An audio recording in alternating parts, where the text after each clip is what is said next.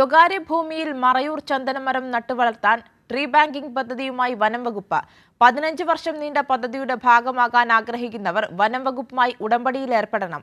ചന്ദനമരം വിൽക്കുന്നതിനും വനം വകുപ്പ് തന്നെ വഴിയൊരുക്കും. മറയൂർ ചന്ദനമരത്തൈകൾ വീടുകളിൽ നട്ടുവളർത്തി മികച്ച വരുമാനം സമ്പാദിക്കാനാണ് വനം വകുപ്പ് പദ്ധതി ഒരുക്കുന്നത്. ഇതിന്റെ ഭാഗമായി കോട്ടയം, കൊല്ലം, തിരുവനന്തപുരം ജില്ലകളിൽ ആദ്യവർഷം വനം വകുപ്പ് 30,000 ചന്ദനമരത്തൈകളാണ് സൗജന്യമായി നൽകുന്നത്. 15 മരങ്ങളുടെ എണ്ണത്തിനനുസരിച്ച് ധനസഹായവും വനം വകുപ്പ് നൽകും. സർക്കാരിൻ്റെ പുതിയ പദ്ധതിയാണ് ട്രീ ബാങ്കിംഗ് സ്കീം.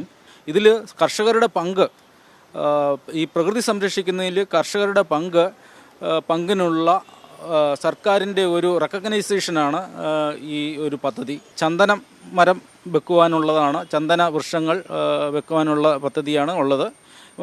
ഈ വൃക്ഷത്തൈകളെല്ലാം സർക്കാർ വനം വകുപ്പ് സൗജന്യമായി കർഷകന് നൽകുന്നതാണ് ആദ്യ കൊല്ലം തന്നെ. സ്വന്തമായി ഭൂമിയുള്ളവർക്കോ 15 വർഷം പാട്ടത്തിന് ഭൂമി കൈവശമുള്ളവർക്കോ പദ്ധതിയുടെ ഭാഗമാകാം. സാമൂഹിക വനവൽക്കരണ വിഭാഗം റേഞ്ച് ഓഫീസുകളിൽ പദ്ധതിക്കായി രജിസ്റ്റർ ചെയ്യാം.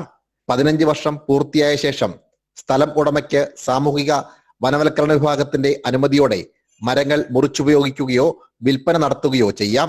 സനോജ് സുരേന്ദ്രൻ, കൈരളി ന്യൂസ്, കോട്ടയം.